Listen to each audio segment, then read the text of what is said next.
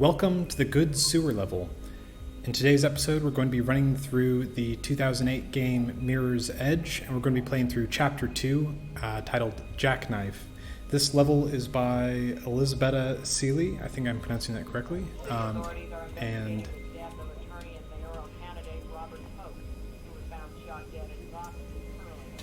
a little bit of dialogue for us to overhear here.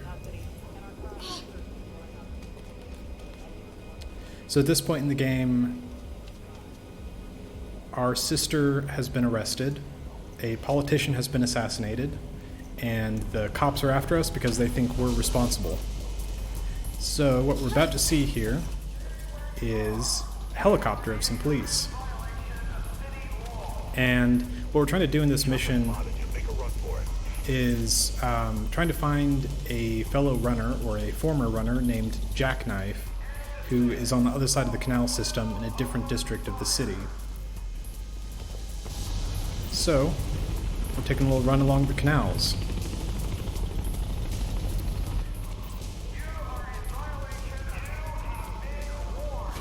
Now the helicopter's shooting at us.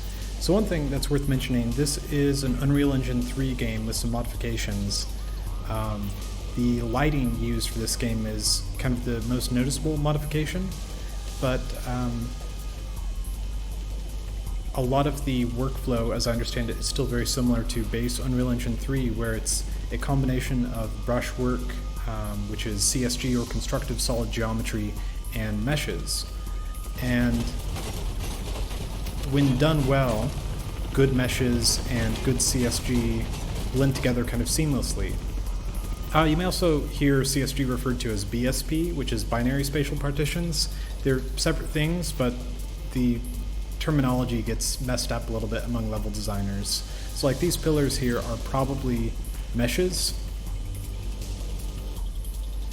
but the outer whole of the floors and ceiling is probably brushwork. But because of the materials and because of the lighting and shaders, it all blends in really seamlessly. And if you compare it to like Unreal Tournament 2003, 2004, when it was kind of that first generation of mesh work, those meshes really stood out in those levels compared to how they look here. Yeah, the police are kind of nasty. But we have regenerating health, so it is okay.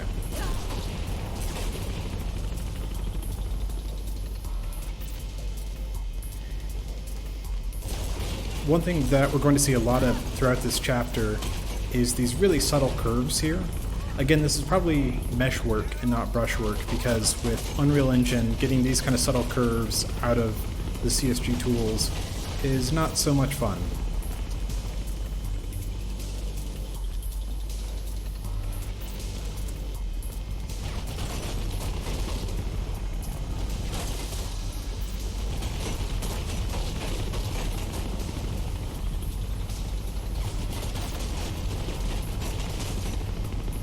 Alright, so now we've got our first interior space of the level.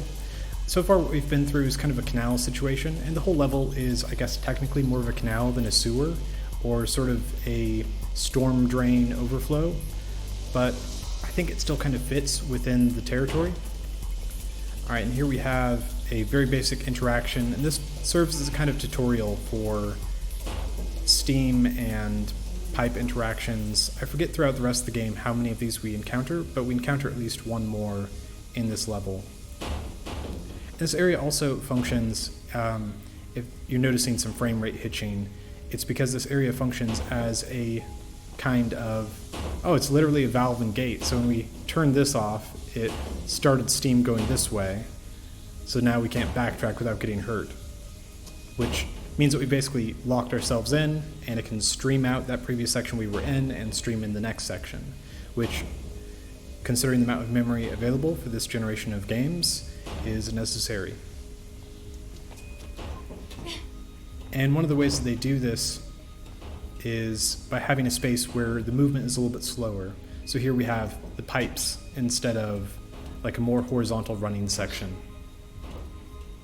Also, if you haven't played Mirror's Edge, one of the things they do that I currently have enabled is runner's vision, which highlights objects that are sort of path critical. That's interesting. Maybe the police got through because I was waiting too long. Haven't seen that before. But if I turned runner's vision off, and you can even see now that I'm away from these, the red has gone away. Basically, the critical path stuff turns red. And here we have just a very lovely space. One of the things that Mirror's Edge did really well is find a good balance with its material shaders and its lighting tech to create these kind of environments that still hold up really well. One of the things with this generation of games is it's not quite photo-based rendering yet, but you've got normal maps, you've got specularity, you've got diffuse textures, or what some other shaders refer to as albedo, and you might also have like bump maps and that sort of thing to create this sort of fake offset in the material. And you can see this is kind of the first generation of a lot of high specularity stuff, and we're going to see more of it later on in the sewer area where it's supposed to be very damp. Here it's just kind of a light dampness, but still it's got this kind of glossy sheen that a lot of, especially Unreal Engine games of this era, are kind of noticeable for. You go back to them and it's really obvious that specularity was this hot new thing. But because of the bright lighting, because of the way that the art direction unifies these different technologies, it still works, it still holds up much better than other games that use this technology and ended up just making everything look kind of shellacked and glossy in a way that didn't feel appropriate. Get yourself into the storm drain. So I mentioned with the Dishonored level, when we went through that the other day, that there's this really nice contrast between tight interior spaces and open exterior spaces, and this is something that we see here as well, with this massive exterior space after this tight corridor.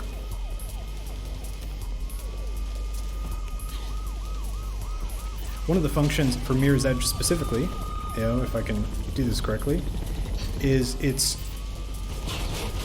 creating situations where it looks like you have lots of different options and making it feel like you're actually doing the fantasy of parkour and actually interpreting the environment, reading the environment quickly in response to these pressures of enemy helicopters and machine gunners and all that stuff.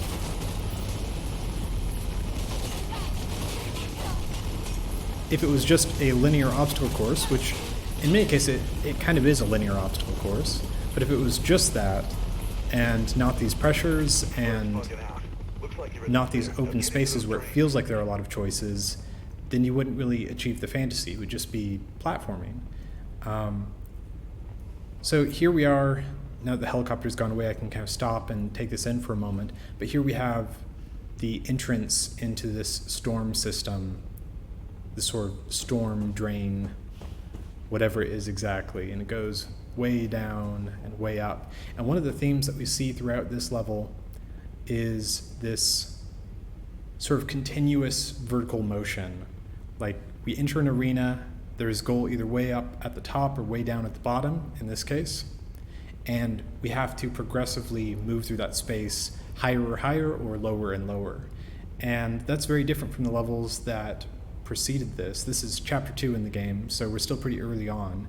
It's also different from a couple of the levels that follow this, where it's more of the sort of staggered rooftop to rooftop, like, yeah, it'll lower down a little bit because you've got to have that extra distance when you jump, but it's not this kind of height difference.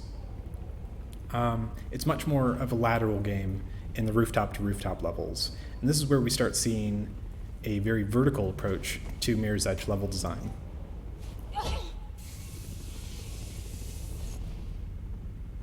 Oh, I may have gone too far. Yeah, and here we can see the specularity again. Now that we're in an area that has some moisture to it, the specularity is cranked up even more, and it works really well in this environment.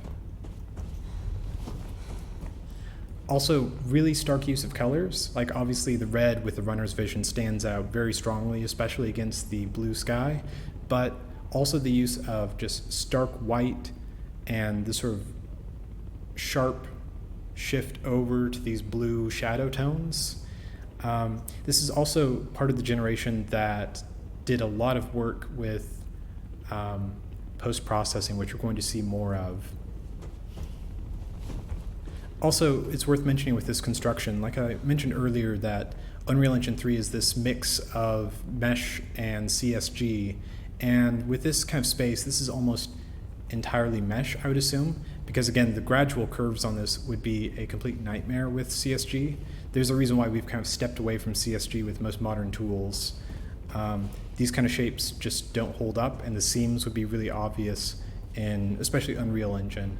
Id-Tech games have techniques to make that work a little bit differently, but yeah, probably this is all housed within a giant cylinder of CSG, and these are mesh panels that have been placed in, or possibly they are bands of meshes, and it's these horizontal stripes where we get the seam. Definitely like the railings and platforms and doors and the pieces sticking on are all meshes. Also worth noting at this point, like Mirror's Edge is set in a city environment and it's set in a semi-believable world. But like this is a totally absurd construction. Like OSHA approved platforms that just dead end, like that's just kind of silly. But also, you know, when you've got a helicopter chasing us and machine gun firing, we really don't care about whether this is OSHA approved platforming at all. And it's much more about the sort of feeling of the space and the sort of emotional truth of the space. Especially now that we have the helicopter gone, like it slows down, and this might be a moment where we could stop and realize, oh wait, this is all kind of absurd. Who would actually build this way? But we're also probably still cooling down from that helicopter fight and taking a moment to breathe and collect ourselves. And also get accustomed to this new environment, which now that we're at the bottom and we climb down this pole and we turn around to look and see where we're at, we get this really good, like, I think it's Minas Tirith or Minas Morgul. It's one of the Lord of the Rings cities that the, I'm blanking on it, but the ring wraiths reside in and come out of. It's got this deep, eerie blue-green glow to it with this underlighting, and it plays off of these orange doors really well, and it's just gorgeous. And the horizontal detailing, like the stripes along the door here, do a lot to receive those shadows, and it really pops out. And also, yeah, so this tells us this is the emergency overflow gate control 03. And we now have this fancy red button that we can push. And it says, press button, release time, 15 seconds.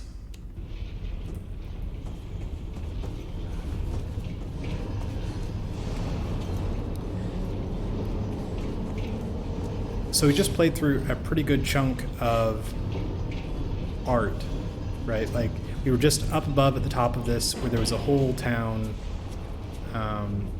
and now this big descent down this tube, and that's a lot of memory, a lot of assets. So we need this moment to, again, stream content in and out and prep for the next section that we're going to get to.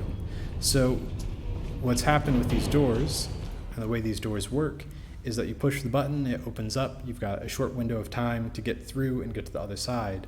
And this partly behaves like a puzzle, where the player, I think, is supposed to read this as a puzzle of like, oh, if I don't know how to platform to this in time, I'm not going to make it through.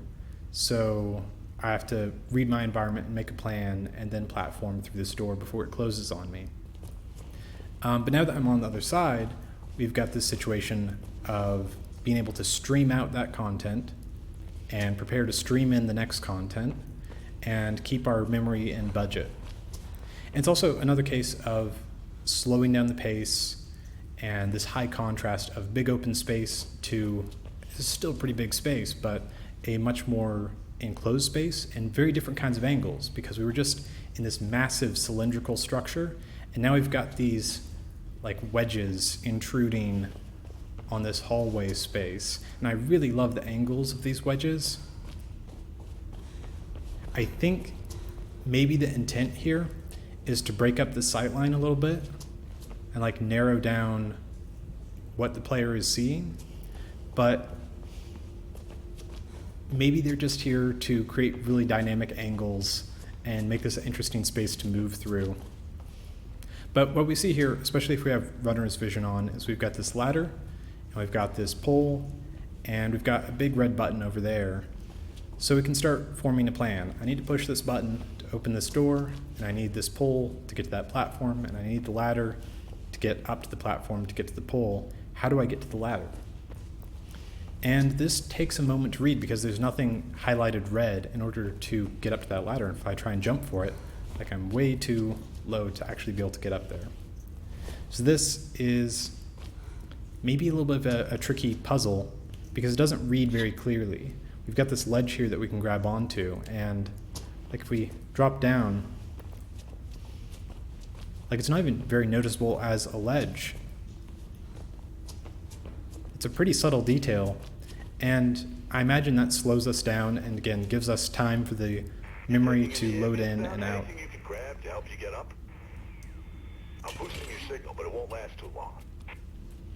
And then we get some dialogue coming in saying, like, hey, it looks like you're stuck. Let's give you a hint.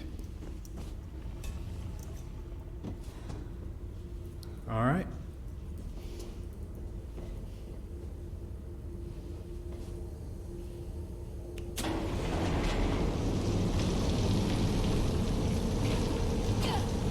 Oop, didn't quite land that there. So here's a moment where we're really going to notice the post-processing that is used very heavily in Mirror's Edge. So like right now, notice that this is kind of a brown, warm tone and yellow. I need to get across the other side so this can close on me. But now that I've crossed that threshold, it is starting to turn into more of a blue color. Looks pretty high up. And over the radio, we get informed, hey, our goal, or at least our short-term goal, is that door on the far side. Or it's probably that door. It's something high up in this room. So it's probably that over there. And as we're moving towards it, we see, hey, we've got this ladder highlighted red, and that's probably a way up. You can see all these little platforms that appear to go back and forth across this structure. Before we do that, though, I just want to take a minute to run around here. So this area is, I think, based off of the metropolitan area outer underground discharge channel of Kasakabe, Saitama, Japan. And it's a storm drain for typhoon season.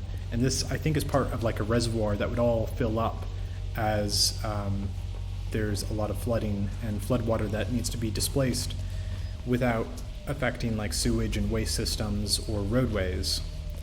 So again, this isn't technically a sewer, but it's still related to those systems indirectly, or sort of runs parallel to those systems.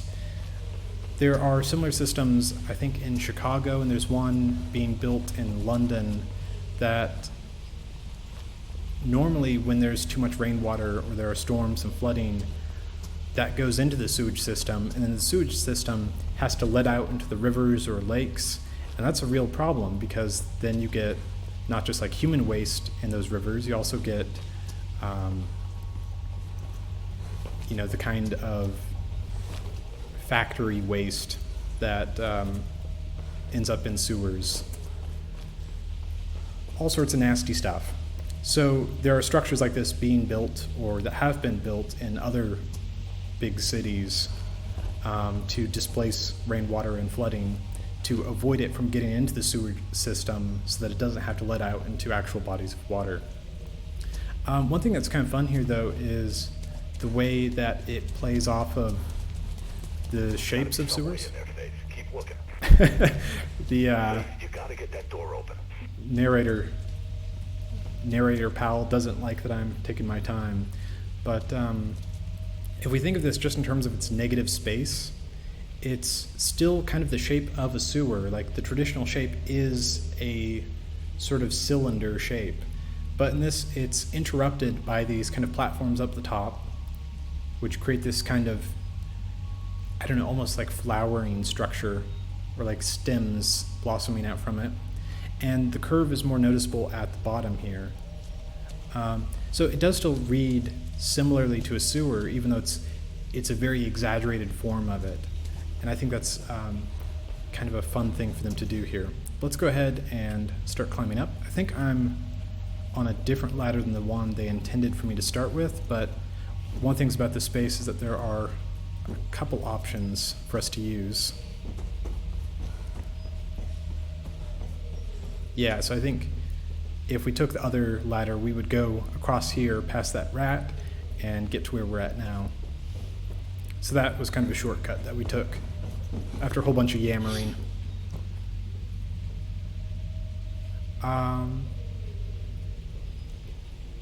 Yeah, I think that's all I have to say about that for the moment. Keep going. Don't think those blues won't come down here. Oh, one thing that's interesting. Something on the wires. Oh. Shit. Looks like they anticipated you might duck in here and send a sniper team ahead. Yeah, so we've got snipers in the sewer, which, you know, most sewer levels are so claustrophobic and so tight that it wouldn't even be possible to have snipers in the sewer or sniper gameplay. But like this space is so massive that that's possible. And I think this is our introduction to sniper enemies in this game. And it becomes kind of an interesting set piece, as we'll see in a moment.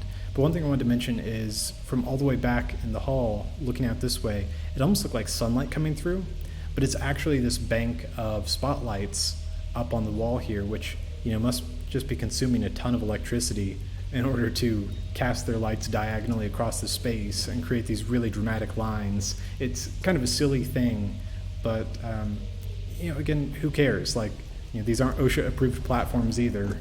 It's about reminding us of something that could be real and feeling kind of emotionally true, rather than like, would anybody actually build this space this way? It's not architectural realism. All right, and here we see some red lasers from those snipers, and they kind of play, it might not show up very well in the video, but they kind of play off against the red of runner's vision, again, as this really strong, vibrant contrast against the blues and greens and whites of the environment. And here's like, okay, well, there's the one thing, the one red bar I care about. Now we've got these sweeping red lines going across the scene that I need to avoid. And that's kind of a fun play on the runner's vision. So the way that the snipers work is like a lot of other first-person shooters that have snipers. If you stay in the view of the sniper too long, the red beam will slowly attract you, and when it does, they will shoot you. So it's basically, hey, you've got a couple seconds before you'll actually get hit. There's probably some randomness to it, so it's not a consistent thing that players can exploit. Take those snipers out or keep out of their way. Just get your ass through there. Hey, there we go. So you can see he was kind of glowing red, and that's also runner's vision. That's the game saying, hey, you probably need to deal with this guy to proceed. You probably won't be able to get by without taking him out. Also, it's interesting that there's a sniper over here that could have shot at us while we were avoiding these guys, but wasn't actually aiming down sights, or, I don't know, didn't have a laser sight or something. This guy's really just here to be an obstacle and give us a sniper rifle. Because now that we have a sniper rifle, like, we could keep running and avoid these guys. Or we can do some first-person shooter gameplay, which I was going to mention earlier, but this is a game by DICE in Sweden, and I think at this point they had released Battlefield Bad Company 1, and their next game after this, I believe, is Battlefield Bad Company 2. So it's a studio that was known for, and is still known for, their Battlefield games and combat, and especially this kind of weighty, real-world feeling character movement and weapon handling, and especially audio direction. Like, their guns have really good audio direction. But in Mirror's Edge, the combat is not something that people generally look back on too fondly. It kind of feels like they didn't trust the running to be exciting enough on its own.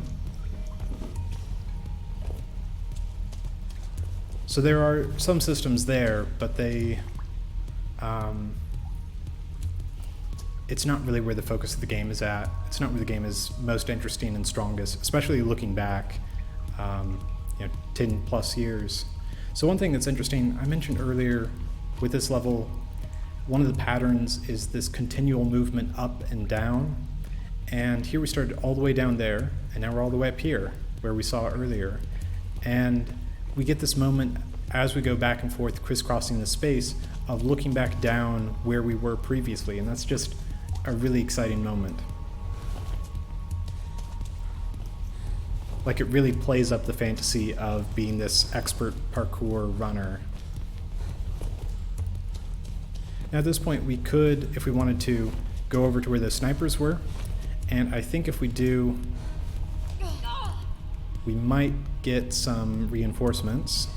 Let's just go ahead and take a look. I know there's like a little secret cache for us. Oh no, there aren't any reinforcements. Cool. So yeah, there's a little secret cache over there that we could grab, and this becomes basically an optional platforming section we could do. Or there's another way up, I think, that might go this way first. So even though it's a like pretty straightforward platforming gameplay, there's this kind of non-linearity to the space and how we proceed through it that again makes us feel smart, or makes it feel like we are the super cool parkour runner who's improvising her path through the city. Now this is a really fun moment where, because we're sort of shimmying along this ledge, we get this view down to these guys here that are basically just lens flares, and I guess maybe they've got actual bodies, but they're basically just lens flares. But yeah. Now I've got a door that closed behind us. It may have been hard to tell in the video there, but when I stepped through, it locked me in place briefly. And this is just to make sure, again, door is closed, it's a gate and valve. I accidentally grabbed it, nothing there. I can no longer go back into that space, and it means that as I go through this slower section of climbing up these ledges, which is one of the slower parkour actions, they can load out the area that we were just in. And you can see, like, I'm getting, yep, there's some hitching. Like, I hit the load volume.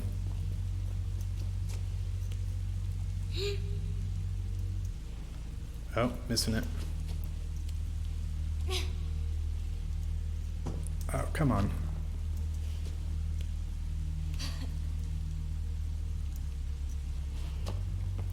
Maybe I'll have better luck on this side.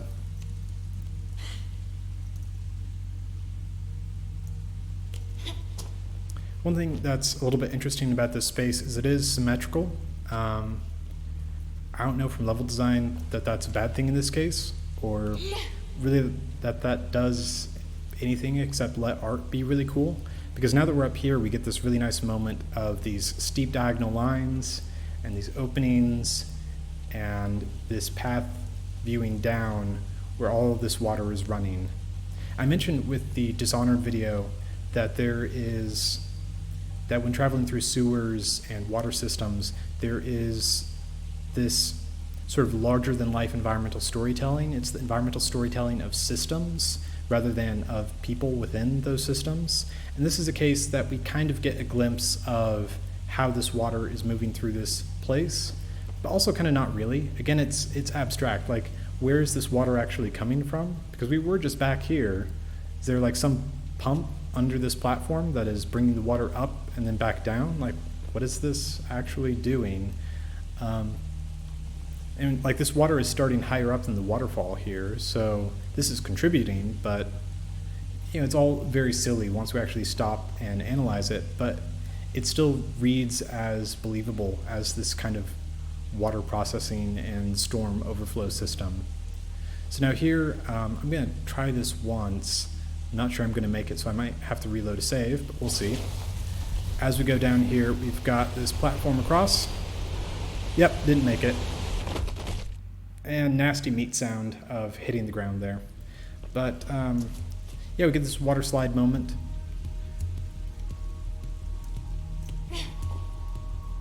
And with all of that velocity, we can jump off the end and try and carry that velocity forward to the railing, which I think is what we're supposed to do.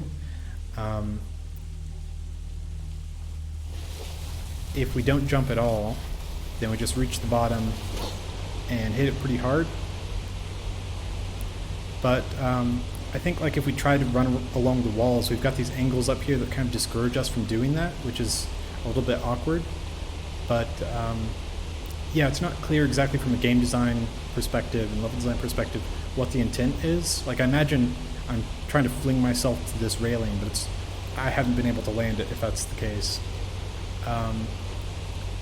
As kind of a set piece from an environment perspective, like this is just gorgeous, right? Like it's really hard to get a good screenshot that takes it all in. It's one of these things that you really need to be standing in this environment in 3D space and moving a camera around to appreciate it for what it is.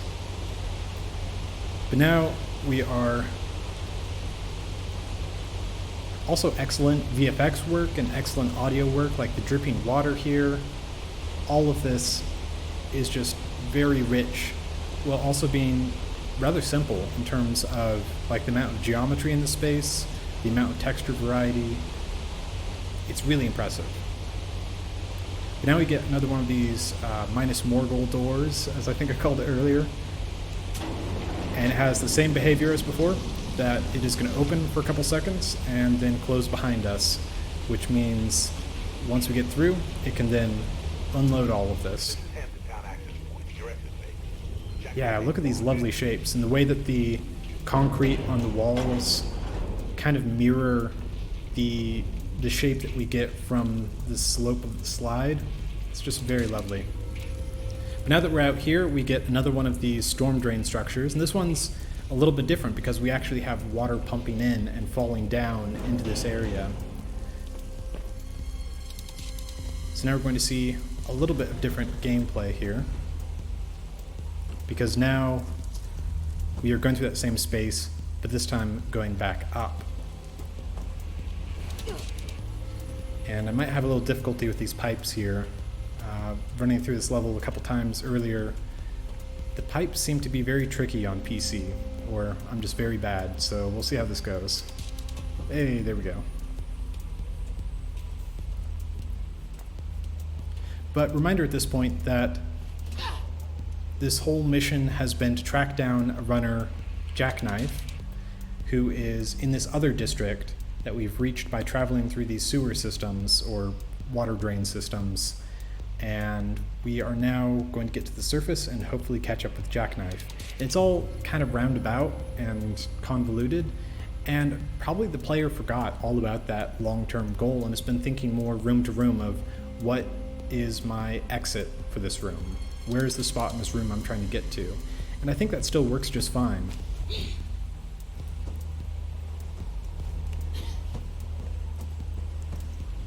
I think in an ideal world, you want those room-to-room goals to really be...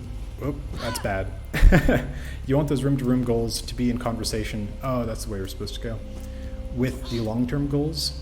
And I think since 2008, we've seen a lot of games that do a better job of this. The Blues are already heading your way. Yes, we are taking in the sights.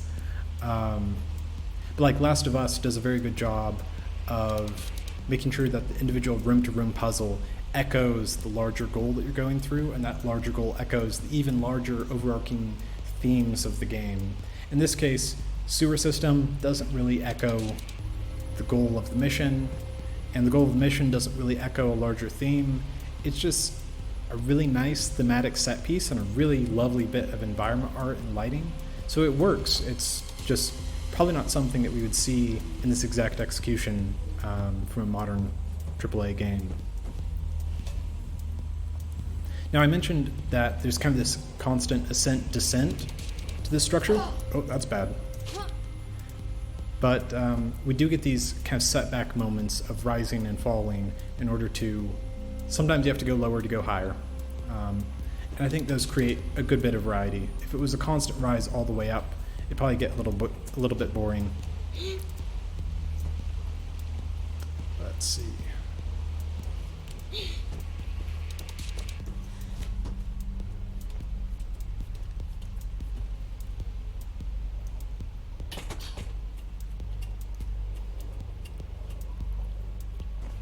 Now here is kind of a gamey thing where we are raising a crane.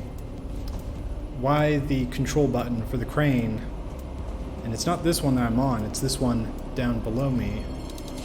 But why that control would be over there? Like, I'd understand an elevator, but it's all good. And now here, as we're lifting up, we get this big view of Callahan, and we have this mostly orange and white environment here with this blue symbol. And I think the intent is that we see that and go, oh, I'm supposed to go there. But now we also have a lot of cops, and they've got shotguns, and I think we're supposed to fight these guys. I don't know if I want to do that, but let's see. Ah, yeah.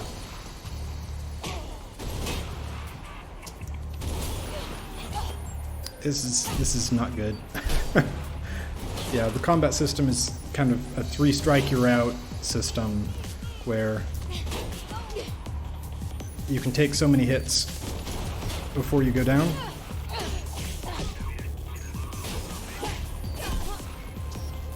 There we go.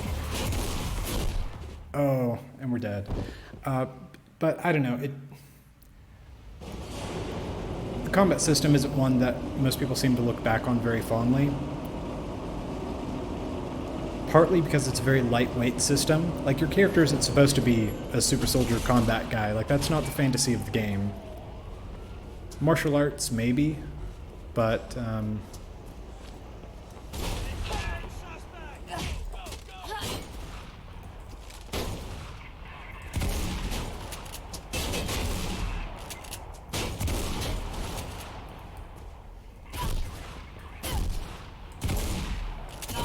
oh, this is bad. Alright. One more try at this, and let's see.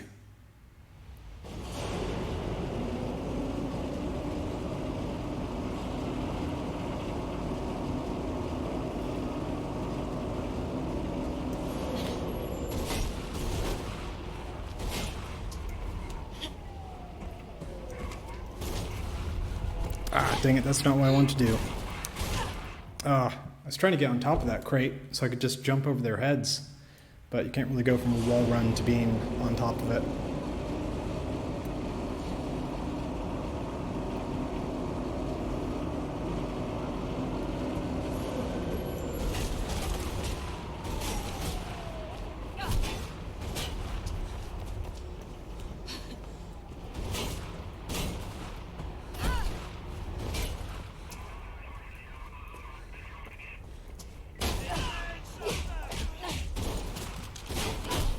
We do have kind of a bullet time mode, but it also slows our inputs, which kind of makes it worse. Like, we can still turn at the same rate, but like reload time, real slow. Also, this shotgun spread is ridiculous.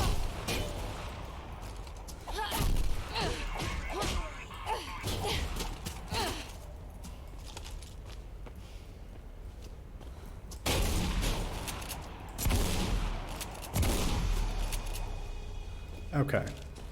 Now what I was trying to do was to get up here and run to here and then up over this fence. And I think the intent with this design is for us to fight those guys, because for us to figure out that we have to clear this fence by being on top of that crate, like, that's kind of a tricky thing for us to figure out without also eliminating all the enemies here. Like, it's very easy to get shot by just trying to run that course. But yeah, combat system, not my favorite part of the game. Now we get this really stark color change. Oh, we get the door closing on me. Now we've got a rat, but we've got these greens and warm tones. And here we have now gone through the whole sewer system. Jacknife may know something about Pope's murder, so don't let him wind you up, okay? But the mission is not over, so we still have a little bit left here to catch up with Jacknife, the other runner.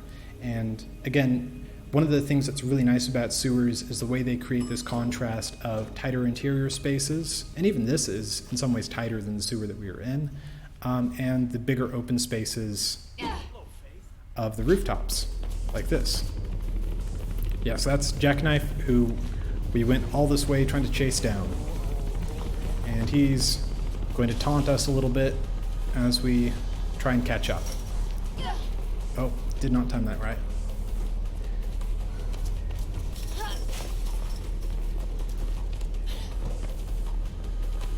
I believe the intent with the design here is for this guy to be exactly just right out of reach.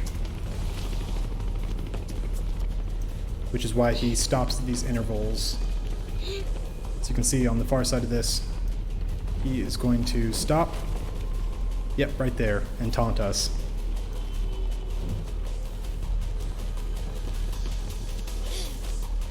And then I think we get something similar here. Yep, stops at the zipline. And it's just to make sure he doesn't get too far ahead that we can no longer see which way to go.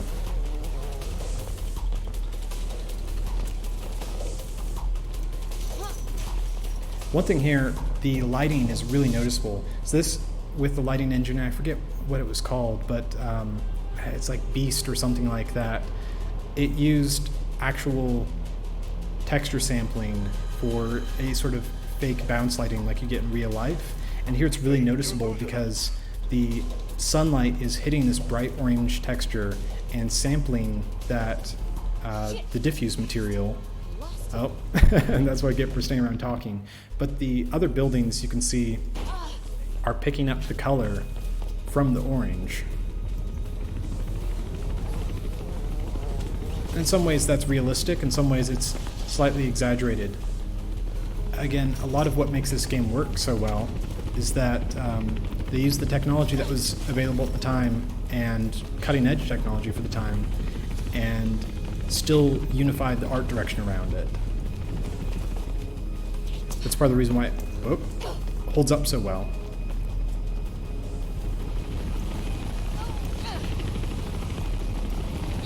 Like if this was just a tech demo, wouldn't hold up well. But because it's also really strong execution, it's very good.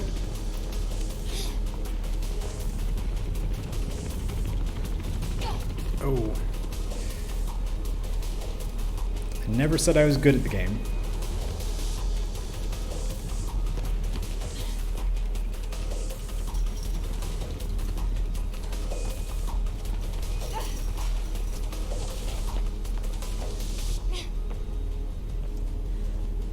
Yeah, the orange bouncing off of this building here onto the other buildings is really noticeable.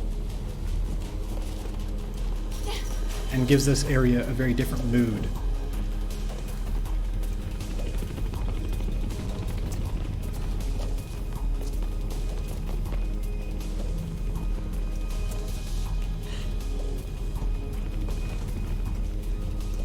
Oh, that's kind of an awkward spot there, but okay.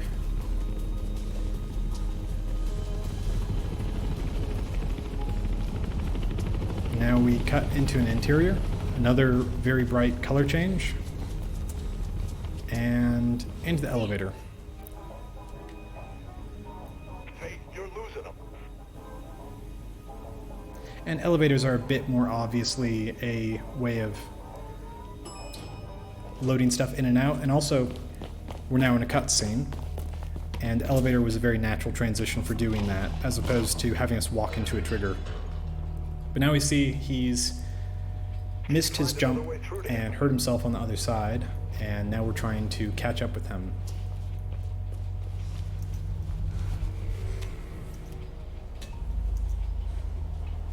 And this is a point where it kind of slows down the gameplay again. Like, I've played through this a couple times prior to this video, and I was up on this rooftop for a bit trying to figure out a way across and had to step out to the ledge and look around to actually see these things.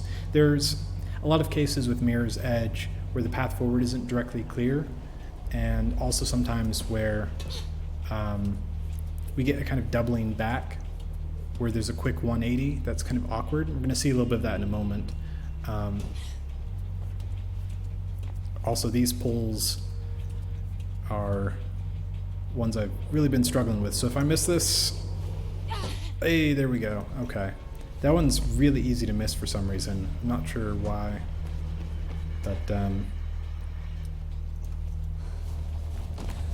there we go.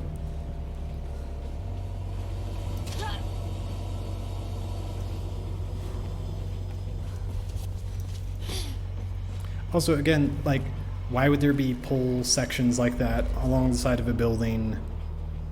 Like, it's kind of nonsense, right? Like, actual drainage poles would go all the way up to the gutters at the top, or, you know, they just wouldn't run along the outside of buildings like that. But again, who cares? It's a fantasy of being a parkour runner, and not, like, it doesn't need to be actual representational architecture. It doesn't need to be realistic in that way. But I feel like that's a conversation we as level designers get caught up in very often, of like, oh, would they actually build it this way? So I mentioned just a minute ago that there's this kind of doubling back thing, and with this structure, with the scaffolding, you get a bit of that. You get more of it in some of the levels that follow. And here, when I played through this the first time a couple days ago, not the first time, but the first time in like 10 years, a couple days ago, I got to this point and I didn't see that there was a hole in the fence for me to go forward. So I spent a good like minute trying to figure out how to go along that outer ledge or something before realizing, oh, I can just go through the fence. So there's definitely some communication problems that happen in this game, but I know what you're here for, Faithy. Just tell me what Icarus has to do with Pope's murder, Jack. I heard a cop did it. You heard wrong. and yeah, this is the guy that we were trying to chase this whole mission.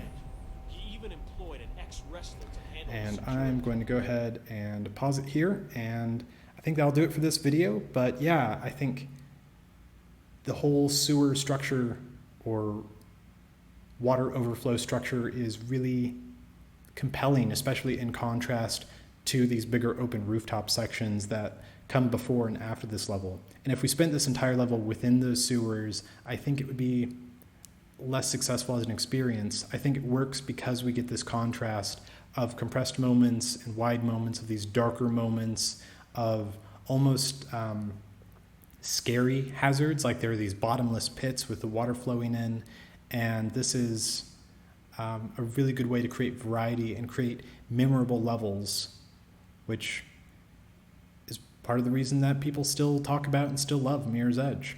But I think that's going to do it for this episode of the Good Sewer Level. Thank you for joining me.